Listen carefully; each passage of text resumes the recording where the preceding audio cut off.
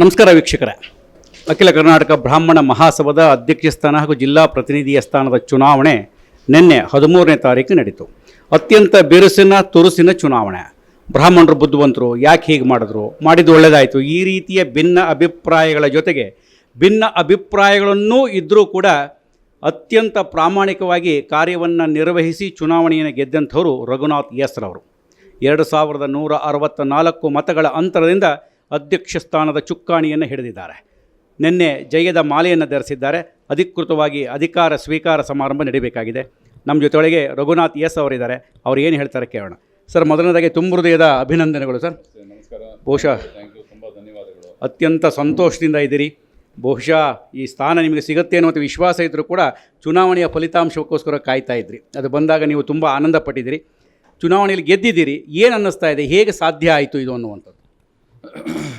ನಾನು ನಿಮ್ಮ ಸಂದರ್ಶನ ಒಂದು 15 ನಿಮಿಷದ ಸಂದರ್ಶನದ ತಮ್ಮ ಈ ಒಂದು ಕಾರ್ಯಕ್ರಮದಲ್ಲಿ ಹೇಳಿದ್ದೆ, ಈ ಬಾರಿ ನಾವು ಚುನಾವಣೆಯೆಲ್ಲ ಗೆಲ್ಲುವ ಎಲ್ಲ ನಿರೀಕ್ಷೆಗಳಿದೆ ಅಂತ. ಅದು ಈ ಬಾರಿ ನಾವು ಏನು ಅಂದ್ಕೊಂಡಿದ್ವಿ ಅದು ನಿಜ ಆಗಿದೆ. ಯಾಕೆ ಅಂತ ಹೇಳಿದ್ರೆ, ನಾವು ಜಿಲ್ಲಾ ಮಟ್ಟದಲ್ಲಿ ಪ್ರವಾಸ ಮಾಡುವಾಗ ಮತ್ತು ಬೆಂಗಳೂರಿನಲ್ಲಿ ಮತ್ತು ಮೈಸೂರಿನಲ್ಲಿ, ಶಿವಮೊಗ್ಗದಲ್ಲಿ, ಈವನ್ ಹಾಸನದಲ್ಲಿ, ಹೀಗೆ ಅನೇಕ ಕಡೆ, ಚಿಕ್ಕಬಳ್ಳಾಪುರ, ಕೋಲಾರ, ಇಲ್ಲೆಲ್ಲ ಪ್ರವಾಸ ಮಾಡುವಾಗ ಒಂದು ಬದಲಾವಣೆಗೆ ಒಂದು ಜನರು ಮಾತನಾಡ್ತಾ ಇದ್ದಿದ್ದು ನಮ್ಗೆ ಕೇಳಿಬಂತು. ಹಾಗಾಗಿ ನಮಗೆ ವಿಶ್ವಾಸ ತುಂಬ ಹೆಚ್ಚಾಗಿತ್ತು, ಈ ಬಾರಿ ನಾವು ಗೆಲ್ತೀವಿ ಅಂಥೇಳಿ. ಆ ದೃಷ್ಟಿಯಲ್ಲಿ ನಾನು ಹೇಳಬೇಕು ಅಂತಂದರೆ, ನಮ್ಮ ತಂಡ ತುಂಬ ಅತ್ಯುತ್ತಮವಾಗಿ ಕೆಲಸ ಮಾಡಿದೆ. ಇದು ಎಲ್ಲ ಸೇರಿ ತಂಡ ಕೊಟ್ಟಿರುವಂಥ ಜಯ ಪ್ರತಿಯೊಬ್ಬರೂ ಇದರಲ್ಲಿ ಕೆಲಸ ಮಾಡಿದ್ದಾರೆ. ಹೀಗೆ ನಾನೇನೋ ಮಾಡಿದ್ದೀನಿ ಅನ್ನೋಕ್ಕೆ ಯಾವುದೇ ಕಾರಣಕ್ಕೆ ಅದು ತಪ್ಪಾಗುತ್ತೆ. ಒಂದು ದೊಡ್ಡ ಟೀಮ್ ಎಫರ್ಟ್ ಆಗಿರೋದ್ರಿಂದ ಇವತ್ತು ನಾವು ಈ ಜಯನ ಸಾಧಿಸ್ಲಿಕ್ಕೆ ಸಾಧ್ಯ ಆಗಿದೆ. ಹಾಗಾಗಿ ಒಂದು ಸಂತೋಷ ಇದೆ. ಕಳೆದ ಬಾರಿ ನಾವು ಕೇವಲ 455 ಮತಗಳಲ್ಲಿ ನಾವು ಕಳ್ಕೊಂಡಿದ್ವಿ. ಈ ಬಾರಿ 2164 ಮತಗಳಲ್ಲಿ ಜಯ ಗಳಿಸಿದ್ದೀವಿ ಅನ್ನೋದು ಒಂದು ಸಂತೋಷ ಇದೆ. ಹಾಗಾಗಿ ನನ್ನನ್ನು ಮತ್ತು ನನ್ನ ತಂಡದವರನ್ನು ಮತ್ತು ಎಲ್ಲ ಜಿಲ್ಲಾ ಪ್ರತಿನಿಧಿಗಳ ಈ ಚುನಾವಣೆಯಲ್ಲಿ ನಮ್ಮ ಸದಸ್ಯರು ಯಾರೆಲ್ಲ ನಮಗೆ ವೋಟ್ ಹಾಕಿ ಮತ್ತು ಸದಸ್ಯರು ಅಲ್ಲದೇ ಇರೋರು ಕೂಡ ನಮಗೆ ಸಪೋರ್ಟ್ ಮಾಡಿರುವಂಥದ್ದು ಎಲ್ಲರಿಗೂ ಕೂಡ ನಾನು ಅಭಿನಂದನೆಗಳು ಮತ್ತು ಧನ್ಯವಾದ ತಿಳಿಸ್ಲಿಕ್ಕೆ ಇಷ್ಟಪಡ್ತೇನೆ. ಕಳೆದ ಬಾರಿ 447-50 ಓಟು ಅಂತರದಲ್ಲಿ ಪರಾಭವಗೊಂಡಿದೆ. ಈ ಸರಿ 2164 ಬಂದಿದ್ದರೂ ಕೂಡ ನಿಮ್ಮ ಬೆಂಬಲಿಗರಿಗೆ ಇಂದು ಆನಂದ ಆಗಿಲ್ಲ. ಅತಿ ಹೆಚ್ಚು ನಿರೀಕ್ಷೆ ಮಾಡಿದರೂ ಕೂಡ ಹೌದು ಆಗಿತ್ತು ಈ ಬಾರಿ. ಆದರೆ ಎಲ್ಲೋ ಒಂದು ಕಡೆಗೆ ನೀವು ಗೆದ್ದಿದ್ರೂ ಕೂಡ ಮತಗಳ ಅಂತರ ಕಡಿಮೆ ಆಯಿತು ಅಂತ ಅನ್ನಿಸ್ತಾ ಇದೆಯಾ, ಅಥವಾ ಮತದಾನ ಕಡಿಮೆ ಆಯಿತು, ಅದಕ್ಕೆ ಏನು ಕಾರಣ ಆಗಿರ್ಬೋದು? ಖಂಡಿತವಾಗ್ಲೂ ಬೆಂಗಳೂರು ನಗರದಲ್ಲಿ ಸ್ವಲ್ಪ ಮತದಾನ ಕಡಿಮೆ ಆಗಿದೆ. ಯಾಕೆಂದರೆ ಇದು ಸಮ್ಮರು, ಸ್ಕೂಲು ಕಾಲೇಜುಗಳು ರಜೆ ಇದೆ, ಮತ್ತು ಒಟ್ಟೊಟ್ಟಿಗೆ ರಜೆಗಳು ಬಂದುಬಿಟ್ಟಿದೆ. ಹಾಗಾಗಿ ಒಂದಷ್ಟು ಜನ ಊರಲ್ಲಿ ಇಲ್ದಿರೋನು ಇರ್ಬೋದು, ರಜಾ ಅಂಥೇಳಿ ಪ್ರವಾಸಗಳು ಹಾಕ್ಕೊಂಡು ಹೋಗಿರ್ಬೋದು. ಸೊ ಈ ಕಾರಣಕ್ಕೆ ಸ್ವಲ್ಪ ಮಟ್ಟಿಗೆ ನಮಗೆ ಬೆಂಗಳೂರಿನಲ್ಲಿ ಮತದಾನ ಕಡಿಮೆ ಆಗಿದೆ ಅಂತ ಅನಿಸಿದೆ.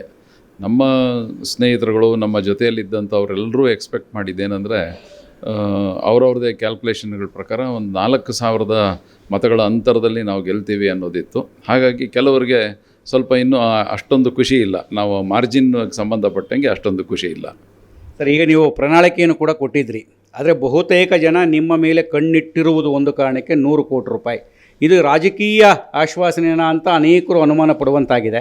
ಆ ಬಗ್ಗೆ ಏನು ಹೇಳ್ತೀರಿ? ಮತ್ತು ನೀವು ಕೊಟ್ಟಂಥ ಭರವಸೆಯನ್ನು 100ಕ್ಕೆ 100 ಈಡೇರಿಸ್ತೀರಾ ಅಂತ? ಯಾಕಂದರೆ ನೀವು ಕೇವಲ ಒಂದು ಅವಧಿ ಅಂತ ಅದು ಯಾಕೆ ತೀರ್ಮಾನ ತೆಗೆದುಕೊಂಡಿದ್ದೀರೋ ಗೊತ್ತಿಲ್ಲ. ಆ ಒಂದು ಅವಧಿಯಲ್ಲಿ ಇಷ್ಟೆಲ್ಲ ಮಾಡ್ತಾರಾ ಅನ್ನುವಂತಹ ಯಕ್ಷ ಪ್ರಶ್ನೆ ಹಲವರನ್ನು ಕಾಡ್ತಾ ಇದೆ. ಒಂದು ಅವಧಿ ಯಾಕೆ ನಾನು ಕೇಳ್ತೀನಿ ಅಂತ ಹೇಳಿದ್ರೆ, ಇದು ತುಂಬ 5 ವರ್ಷದ ದೊಡ್ಡ ಟರ್ಮ್ ಇದು. ಮೊದಲಿದ್ದಿದ್ದು ಬೈಲಾ ಪ್ರಕಾರ 3 ವರ್ಷ. ಹಾಗಾಗಿ ಈಗ ಎಕ್ಸ್ಟೆಂಡೆಡ್ 2 ವರ್ಷ ಜಾಸ್ತಿ ಇರೋದ್ರಿಂದ ನನ್ನ ದೃಷ್ಟಿಯಲ್ಲಿ 5 ವರ್ಷ ತುಂಬ ದೊಡ್ಡ ಅವಧಿ. ಹಾಗಾಗಿ 5 ವರ್ಷದ ಮೇಲೆ ಇನ್ನೊಂದು ಟರ್ಮ್ ಅಂತ ಹೇಳಿದ್ರೆ 10 ವರ್ಷ ಆಗುತ್ತೆ. ಸೊ ಅವಾಗೇನಾಗುತ್ತೆ, ಸ್ವಲ್ಪ ಎಲ್ರಿಗೂ ಕೂಡ ಒಂದು ರೀತಿಯಲ್ಲಿ ತುಂಬ ಕೇವಲನೂ ಆಗೋಕ್ಕೆ ಸಾಧ್ಯ ಇದೆ. ಯಾಕೆಂದರೆ ಇಂಗ್ಲೀಷ್ನಲ್ಲಿ ಒಂದು ಸ್ಟೇಟ್ಮೆಂಟ್ ಇದೆ, too much of familiarity breeds contempt ಅಂತ. ಹಾಗಾಗಿ ಒಂದು ಟರ್ಮು ಭಾಳಷ್ಟು ದೊಡ್ಡ ಟರ್ಮ್ ಇದೆ 5 ವರ್ಷ. ಈ 5 ವರ್ಷದಲ್ಲಿ ನಮಗೆ ಸಾಕು, ನಾವು ಕೆಲಸ ಮಾಡ್ಬೋದು ಅಂತ ಅನಿಸಿದೆ. ಮತ್ತು ತಾವೇನು ಹೇಳಿದ್ದೀರಾ ಈ ಭರವಸೆಗಳ ಬಗ್ಗೆ, ನಮ್ಮದು 100 ಕೋಟಿ ಸಂಗ್ರಹ ಮಾಡಬೇಕು ಅಂತ ಹೇಳಿ, ಅದು ಕೆಲವರಿಗೆ ನಿಜವಾಗ್ಲೂ ಅನ್ನಿಸ್ಬೋದು, ಇದು ಸಾಧ್ಯವೇ, ಇದು ರಾಜಕೀಯ ಸ್ಟೇಟ್ಮೆಂಟಾ, ಹೀಗೆ ಅನಿಸೋದು ಸಹಜ ಇರ್ಬೋದು. ಆದರೆ ಇದಕ್ಕೆ ನಾವಾಗಲೇ ಈ ಒಂದು 100 ಕೋಟಿ ಈ ಥರ ಸಂಗ್ರಹ ಮಾಡಬೇಕು ಅನ್ನೋದನ್ನು ವಿಚಾರಗಳು ಮುಂದೆ ಇಟ್ಟಿರೋದ್ರಿಂದ ನಿನ್ನೆ ರಾತ್ರಿಯಿಂದ ಇವತ್ತು ಬೆಳಗ್ಗೆ ಒಳಗಡೆ ನನಗೆ ಸುಮಾರು ಕರೆಗಳು ಬಂದಿದೆ. ನಾನೇನು ಮಾಡಬೇಕು ನಿಮ್ಮ 100 ಕೋಟಿ ಸಂಗ್ರಹ ಮಾಡಲಿಕ್ಕೆ, ನನ್ನ ಮೊದಲನೇ ಚೆಕ್ಕು ದಯವಿಟ್ಟು ನನ್ನ ಹೆಸರು ಅನೌನ್ಸ್ ಮಾಡಿ ಅಂತ ಹೇಳ್ತಾ ಇರೋರು ಆಗಲೇ ತುಂಬ ಜನ ಇದ್ದಾರೆ. ಆ ದೃಷ್ಟಿಯಲ್ಲಿ ನಾವು ಈ ಅಧಿಕಾರ ಸ್ವೀಕಾರ ಅಂತೇನೋ ಒಂದು ಯಾವುದನ್ನು ಇಟ್ಕೊಳ್ಳೋವಂಥ ದಿನದಲ್ಲೇ ನಾವೊಂದಷ್ಟು ಸುಮಾರು ಹಣಗಳನ್ನ ಆವತ್ತಿನ ದಿನ ಚೆಕ್ ಡೆಪಾಸಿಟೇ ಮಾಡ್ತೀವಿ ಅನ್ನೋ ಮಟ್ಟಕ್ಕೆ ನನ್ನ ಆಲೋಚನೆ ಇದೆ. ಸರ್, ಚುನಾವಣೆಯಲ್ಲಿ 2 ಗುಂಪುಗಳು, 2 ಗುಂಪು ಆದ ಮೇಲೆ ಆಯ್ಕೆಯಲ್ಲಿ ಆಗುತ್ತೆ. ಆದರೆ ಸಹಜವಾಗಿ ಒಂದು ರೀತಿಯ ದ್ವೇಷದ ರಾಜಕಾರಣವನ್ನು ಇವತ್ತವರು ಮಾಡ್ಕೊಂಬಂದಿದ್ದಾರೆ. ಎ ಕೆ ಭೀಮೇಸಲ್ಲಿ ಇಲ್ಲ ಅಂತ ಅಲ್ಲಿಗಳಲಿಕ್ಕೆ ಸಾಧ್ಯತೆ ಇಲ್ಲ. ಸೋತವ್ರನ್ನ ಹತ್ತಿರ ಸೇರಿಸೋದಿಲ್ಲ, ಸೋತ ಅಭ್ಯರ್ಥಿ ಬಗ್ಗೆ ಇಲ್ಲ ಸಲ್ಲದ ಮಾತುಗಳು. ಇವತ್ತಿನ ಒಂದು ವಿಶೇಷ ಅಂತ ಹೇಳಿದ್ರೆ ರಘುನಾಥ್ರವರು ಚುನಾವಣೆಯಲ್ಲಿಯೂ ಕೂಡ ನಿಮ್ಮ ಸಹಸ್ಪರ್ಧಿಯ ಬಗ್ಗೆ ಒಂದು ಸಣ್ಣ ನೆಗೆಟಿವ್ನು ಕೂಡ ಮಾಡಲಿಲ್ಲ. ಹಾಗಾಗಿ ದ್ವೇಷದ ರಾಜಕಾರಣ ಮಾಡಲ್ಲ ಅನ್ನೋ ಭರವಸೆ ಇದ್ದರೂ ಕೂಡ ನಿಮ್ಮಿಂದ ಅದನ್ನು ಸ್ಪಷ್ಟನೆ ಕೇಳ್ತಾ ಇದ್ದಾನೆ. ಎಲ್ಲರನ್ನೂ ಒಟ್ಟಿಗೆ ತೆಗೆದುಕೊಂಡು ಹೋಗ್ತೀರಾ ಅಥವಾ ಹಿಂದಿನವರು ಮಾಡಿದಾಗೆ ದ್ವೇಷವನ್ನು ಸ್ವಲ್ಪ ಉಳಿಸ್ಕೋತೀರಾ? ದ್ವೇಷ ಅನ್ನೋದು ಖಂಡಿತವಾಗಲೂ ನನ್ನಲ್ಲಂತೂ ಇಲ್ಲ. ಯಾಕೆ ಅಂದರೆ ನಾವು ದ್ವೇಷ ಮಾಡಿ ಸಾಧಿಸಬೇಕಾದಾದರೂ ಏನು ಅಂತ ಒಂದು ಪ್ರಶ್ನೆ ಬರುತ್ತೆ. ಸೊ ಹಾಗಾಗಿ ದ್ವೇಷ ನನ್ನಿಂದ ಮಾತ್ರ ಆಗಲಿಕ್ಕೆ ಸಾಧ್ಯ ಇಲ್ಲ. ಮತ್ತು ಇನ್ನೊಂದು, ನಾವು ಈ ಚುನಾವಣೆಯಲ್ಲಿ ನೋಡ್ದಂಗೆ ಇವತ್ತು ನನ್ನ ಜೊತೆ ಇರೋರು ನಾಳೆ ಇನ್ನೊಬ್ಬರ ಜೊತೆ ಇರ್ತಾರೆ, ನಿನ್ನೆ ಇನ್ನೊಬ್ಬರ ಜೊತೆ ಇದ್ದವರು ಅವ್ರು ನಮ್ಮ ಜೊತೆ ಬರ್ತಾರೆ. ಸೊ ಹಾಗಾಗಿ ಇದು ದ್ವೇಷ ಮಾಡಬೇಕಾದ ಅವಶ್ಯಕತೆ ಇಲ್ಲವೇ ಇಲ್ಲ. ಚುನಾವಣೆ ನಂತರ ಎಲ್ಲರನ್ನೂ ಒಟ್ಟಾಗಿ ತೊಗೊಂಡೋಗಬೇಕು ಅನ್ನೋದು ನಮ್ಮ ಚಿಂತನೆ. ಆದರೆ ಯಾರ್ಯಾರೆಲ್ಲ ಬರ್ತಾರೆ ಇದಕ್ಕೋಸ್ಕರ, ಯಾವ ರೀತಿಯಲ್ಲಿ ನಮ್ಮ ಜೊತೆ ಅವ್ರು ಸೇರಿಕೊಳ್ತಾರೆ ಅನ್ನೋದನ್ನು ಚಿಂತನೆ ಮಾಡಿ ಖಂಡಿತವಾಗ್ಲೂ ಎಲ್ಲರೂ ಸೇರಿ ಒಟ್ಟಾಗಿ ಕೆಲಸ ಮಾಡುವಂಥದ್ದು ನಮ್ಮ ಪ್ರಯತ್ನ ಇದ್ದೇ ಇದೆ. ಸರ್, ಈ ಒಟ್ಟಾರೆಯಾಗಿ ಅಖಿಲ ಕರ್ನಾಟಕ ಬ್ರಾಹ್ಮಣ ಮಹಾಸಭಾದ ಚುನಾವಣೆ ಆಯಿತು. ನೀವು ಇಡೀ ಸದಸ್ಯರಿಗೆ ಅಥವಾ ಮತದಾರರಿಗೆ ಏನು ಹೇಳಲಿಕ್ಕೆ ಇಷ್ಟಪಡ್ತೀರಿ? ಮುಂದಿನ ನಿಮ್ಮ ಹೆಜ್ಜೆಗಳೇನು? ಈಗ ಒಂದು ಮತದಾರರಿಗೆ ನಾನು ಹೇಳೋದೇನೆಂದರೆ, ಮೊದಲನೇದಾಗಿ ನಮ್ಮನ್ನು ಆಯ್ಕೆ ಮಾಡಿದ್ದಕ್ಕೆ ಮತದಾರರಿಗೆ ಸಂಪೂರ್ಣವಾಗಿ ಅವರೇನು ಬೆಂಬಲ ಕೊಟ್ಟಿದ್ದಾರೆ ನಮಗೆ, ಅವ್ರಿಗೆಲ್ರಿಗೂ ಕೂಡ ನಾನು ಅಭಿನಂದನೆಗಳು ತಿಳಿಸೋದಕ್ಕೆ ಇಷ್ಟಪಡ್ತೇನೆ. ಮತ್ತು ಯಾಕೆಂದರೆ ಅವರು ನಮಗೆ ವೋಟ್ ಹಾಕಲಿಲ್ಲ ಅಂತ ಹೇಳಿದ್ರೆ ನಾವಿವತ್ತು ಈ ಜವಾಬ್ದಾರಿಗಳು ಕೂತ್ಕೊಳ್ಳೋಕ್ಕೆ ಸಾಧ್ಯ ಇಲ್ಲ. ಹಾಗಾಗಿ ಮತದಾರರಿಗೆ ಅಂದರೆ ನಮ್ಮ ಸದಸ್ಯರಿಗೆ ನಾನು ಸಂಪೂರ್ಣವಾಗಿ ಅವರಿಗೆ ಧನ್ಯವಾದಗಳು ಮತ್ತು ಅವರು ಗೆಲ್ಲಿಸಿರೋದ್ರಿಂದ ಅವ್ರಿಗೆ ಅಭಿನಂದನೆಗಳು ತಿಳಿಸ್ಲಿಕ್ಕೆ ಇಷ್ಟಪಡ್ತೇನೆ. ಇನ್ನು ನಮ್ಮ ಪ್ರಣಾಳಿಕೆಯ ಪ್ರಕಾರವಾಗಿ ನಾವು ಕೆಲಸ ಮಾಡ್ತೀವಿ. ಯಾವುದೇ ಕಾರಣಕ್ಕೆ ನಮಗೆ 5 ವರ್ಷ ಅಂದರೆ ನಮ್ದು ಇವತ್ತಾಗಲೇ ನಮ್ಮ ಮೀಟ್ರ್ ಇವತ್ತಿಂದ ಶುರು ಆಗಿದೆ. First day of our office has commenced.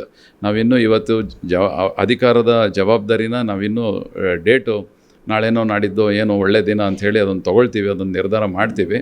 ಆದರೆ ನಮ್ಮ ಮೀಟ್ರು ನಿಮಗೇನು 365x5 ಏನಿದೆ ಅದರ ಫಸ್ಟ್ ಡೇ ಇವತ್ತಿಂದನೇ ಮೀಟರ್ ಸ್ಟಾರ್ಟ್ ಆಗಿದೆ. ಹಾಗಾಗಿ ನಮ್ಮ ಕೆಲಸಕ್ಕೆ ಖಂಡಿತವಾಗ್ಲೂ ನಾವು ಇಳಿತೀವಿ, ಕೆಲಸ ಮಾಡಲಿಕ್ಕೆ ಪ್ರಯತ್ನ ಮಾಡ್ತೀವಿ ಅಂತ ನಮ್ಮ ಮತದಾರರಿಗೆ ನಾನು ಈ ಸಂದೇಶನ ಕೊಡಲಿಕ್ಕೆ ಇಷ್ಟಪಡ್ತೇನೆ. ಸೊ ಮುಂದಿನ ದಿವಸಗಳಲ್ಲಿ ಡಿಜಿಟಲೀಕರಣಗಳು ಇದು ಮಾಡುವಂಥ ಸಾಧ್ಯತೆಗಳು ಇದೆಯಾ? ಯಾಕಂದರೆ ಹೊಸ ಆಲೋಚನೆಗಳು ಬೇಕಾಗಿದೆ ಅಂತೇಳಿ. ಖಂಡಿತವಾಗ್ಲೂ ನಮ್ಮ ವೋಟರ್ ID ಕಾರ್ಡು ಏನಿದೆ ಇವಾಗ ಏನು ಕೊಡ್ತಾ ಇದ್ದಾರೆ, ಇದು ತುಂಬ ಬದಲಾವಣೆ ಆಗಬೇಕಾಗಿದೆ. ಈ digital ID cards with bar coded ID cards ಮಾಡಬೇಕು ಅಂತಿದ್ದೀವಿ.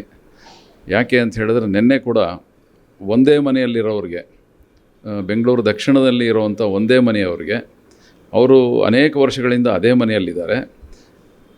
ಯಜಮಾನರಿಗೆ APS ಕಾಲೇಜ್ನಲ್ಲಿದೆ, ಅವ್ರ ಶ್ರೀಮತಿಯವ್ರಿಗೆ ಇದು ಯಾವುದು ಚಂದ್ರಶೇಖರ್ ಭಾರತಿ ಕಲ್ಯಾಣ ಮಂಟಪಕ್ಕೆ ಶಿಫ್ಟ್ ಮಾಡಿದ್ದಾರೆ. ಹಾಗಾಗಿ ಎಲ್ಲ ಗೊಂದಲಮಯವಾಗಿದೆ. ಇದನ್ನೆಲ್ಲ ಸರಿಪಡಿಸ್ಬೇಕು ಅಂತ ಹೇಳಿದ್ರೆ ಕಂಪ್ಯೂಟರೈಸ್ಡ್ ಟೆಕ್ನಾಲಜಿ ಇದೆಲ್ಲ ಇರೋದ್ರಿಂದ ಡಿಜಿಟೈಸ್ಡ್ ಒಂದು ಈ ಮತದಾರರು ಇದು ಮಾಡಿಕೊಂಡು ಅವ್ರಿಗೆಲ್ಲ ಕಾರ್ಡ್ ಕೊಡುವಂಥದ್ದು ಎಲ್ಲ ಮಾಡಿದ್ರೆ ಇದು ಯಾವುದೇ ರೀತಿಯಲ್ಲಿ ಸಮಸ್ಯೆ ಇರಲ್ಲ ಅಂಥೇಳಿ ಕಂಪ್ಯೂಟ್ರೀಕರಣಕ್ಕೆ ನಾವು ಆದ್ಯತೆ ಕೊಡ್ತೀವಿ ಅಂತ ಹೇಳಕ್ಕೆ ಇಷ್ಟಪಡ್ತೇನೆ. ಒಬ್ಬರೇ ಗೆಲ್ಲಿಲ್ಲ ಚುನಾವಣೆಯಲ್ಲಿ, ಇಡೀ ನಿಮ್ಮ ತಂಡವನ್ನು, ಬಹುಶಃ ರಘುನಾಥ್ ತಂಡವೇ ಬೆಂಗಳೂರಲ್ಲಿ ನೋಡಿದ್ರೆ 8ಕ್ಕೆ 8, ಗ್ರಾಮಾಂತರ, ರಾಮನಗರ, ಹೀಗೆ ಹಲವು ಜಿಲ್ಲೆಗಳಲ್ಲಿ ನಿಮ್ಮ ತಂಡವೇ ಗೆದ್ದಿದೆ. ಏನಿದಕ್ಕೆ ಕಾರಣ ಅಂಥೇಳಿ? ಈಗ ಬೆಂಗಳೂರಿನಲ್ಲಿ ನಾವು 8 ಜಿಲ್ಲಾ ಪ್ರತಿನಿಧಿಗಳು ನಮ್ಮವರೇ ಗೆದ್ದಿದ್ದಾರೆ. ಬೆಂಗಳೂರು ಗ್ರಾಮಾಂತರದಲ್ಲಿ ನಮ್ಮ ಜಿಲ್ಲಾ ಪ್ರತಿನಿಧಿ ಗೆದ್ದಿದ್ದಾರೆ. ಚಿಕ್ಕಬಳ್ಳಾಪುರದಲ್ಲಿ ನಮ್ಮ ಜಿಲ್ಲಾ ಪ್ರತಿನಿಧಿ ಗೆದ್ದಿದ್ದಾರೆ. ಕೋಲಾರದಲ್ಲಿ ನಮ್ಮ ಜಿಲ್ಲಾ ಪ್ರತಿನಿಧಿ ಗೆದ್ದಿದ್ದಾರೆ. ಹೀಗೆ ಅನೇಕ ಈವನ್ ಬೇರೆ ಜಿಲ್ಲೆಗಳಲ್ಲಿ ಬೆಂಗಳೂರಿನ ಸುಮಾರು 100 ಕಿಲೋಮೀಟರ್ ಆಚೆ ಕೂಡ ಅನೇಕ ಜಿಲ್ಲಾ ಪ್ರತಿನಿಧಿಗಳು ನಮ್ಮ ತಂಡದಿಂದ ನಿನ್ನೆ ಆಯ್ಕೆಯಾಗಿ ಬಂದಿದ್ದಾರೆ. ಎಲ್ಲರೂ ಏನಂತ ಹೇಳಿದ್ರೆ ಒಂದು ರಘುನಾಥ್ ಮತ್ತು ಅವರ ತಂಡದ ಮೇಲೆ ವಿಶ್ವಾಸ ಇಟ್ಟು ಅವರ ಜೊತೆಯಲ್ಲಿ ಕೆಲಸ ಮಾಡಿದರೆ ನಾವು ಗೆಲ್ತೀವಿ ಅಂತ ಅವ್ರಿಗನ್ನಿಸಿ ಆ ಒಂದು ಇದರಲ್ಲಿ ನಮ್ಮ ಜೊತೆಯಲ್ಲಿ ಕೆಲಸ ಮಾಡಿದ್ರಿಂದ ಅವರು ಕೂಡ ಗೆದ್ದಿದ್ದಾರೆ. ಅವ್ರಿಗೆಲ್ಲ ನನ್ನ ಮತ್ತು ನಮ್ಮ ತಂಡದವ್ರ ಮೇಲೆ ಇರುವಂಥ ವಿಶ್ವಾಸ ಮತ್ತು ಜನರು ಕೂಡ ಅದೇ ವಿಶ್ವಾಸದಲ್ಲಿ ಅವ್ರನ್ನೆಲ್ಲ ಗೆಲ್ಲಿಸಿದ್ದಾರೆ. ಹಾಗಾಗಿ ನಮಗೆ ಜಯ ಸಿಕ್ಕಿದೆ. ನಮ್ಮ ಜಿಲ್ಲಾ ಪ್ರತಿನಿಧಿಗಳು ಜಯ ಗಳಿಸಿದ್ದಾರೆ. ಅವ್ರಿಗೆಲ್ರಿಗೂ ಕೂಡ ನಾನು ಅಭಿನಂದನೆ ತಿಳಿಸೋಕ್ಕೆ ಇಷ್ಟಪಡ್ತೇನೆ. ತುಂಬ ಧನ್ಯವಾದಗಳು ಸರ್. ನಮಗೆ ವೀಕ್ಷಕರೇ, ನಾನು ಆಗಲೇ ಹೇಳಿದಾಗೆ ಅಖಿಲ ಕರ್ನಾಟಕ ಬ್ರಾಹ್ಮಣ ಮಹಾಸಭಾದ ಚುನಾವಣೆಯೇ ಎಲ್ಲರ ದೃಷ್ಟಿ ಅತ್ತ ಇತ್ತು. ಚುನಾವಣೆ ಅತ್ತಲ್ಲ, ಅದು ಇದ್ದಿದ್ದು ರಘುನಾಥ್ ಎಸ್ ರವರ ಮೇಲೆ. ರಘುನಾಥ್ ಎಸ್ ಅವರು ಕಳೆದ ಬಾರಿ ಕಡಿಮೆ ಮತಗಳ ಅಂತರದಿಂದ ಪರಾಭವಗೊಂಡ ನಂತರವೂ ಕೂಡ ಸಂಪರ್ಕವನ್ನು ಬಿಡಲಿಲ್ಲ. ಇಡೀ ರಾಜ್ಯದಾದ್ಯಂತ ಸಂಪರ್ಕವನ್ನು ನಿರಂತರವಾಗಿ ಇಟ್ಟುಕೊಂಡಿದ್ದರು, ಸೇವೆಯನ್ನು ನಿರಂತರವಾಗಿ ಮುಂದುವರಿಸ್ತಾ ಇದ್ದರು. ಈ ಬಾರಿ ಚುನಾಯಿತರಾಗಿದ್ದಾರೆ. ಚುನಾಯಿತರಾದ್ಮೇಲೆ ಕೆಲಸ ಮಾಡ್ತಾರಾ, ಅವರು ಕೊಟ್ಟ ಭರವಸೆಗಳನ್ನು ಈಡೇರಿಸ್ತಾರ ಅನ್ನುವಂಥ ಅನುಮಾನ ಎಲ್ಲರಲ್ಲೂ ಕೂಡ ಸ್ವಲ್ಪ ಜನರಲ್ಲಿ ಇರಬಹುದು. ಆದರೆ ಅದಕ್ಕೆ ಈಗಾಗಲೇ ಉತ್ತರ ಕೊಟ್ಟಿದ್ದಾರೆ. 100ಕ್ಕೆ 100 ನಾನು ಕೆಲಸವನ್ನು ಮಾಡ್ತೀನಿ ಅಂತೇಳಿ ಅಂತ. ಎಲ್ಲರ ಕಣ್ಣು, ಎಲ್ಲರ ಚಿತ್ತ ರಘುನಾಥ್ ಎಸ್ ರವರ ಹತ್ರ ಇದೆ. ಅವರು ಎಲ್ಲರಿಗೂ ಎಸ್ ಅನ್ನುವಂಥ ಕೆಲಸವನ್ನು ಮಾಡ್ತಾರೆ ಅನ್ನುವಂಥದ್ದನ್ನು ಅವ್ರ ಸಂದೇಶದಲ್ಲಿ ಕೊಟ್ಟಿದ್ದಾರೆ.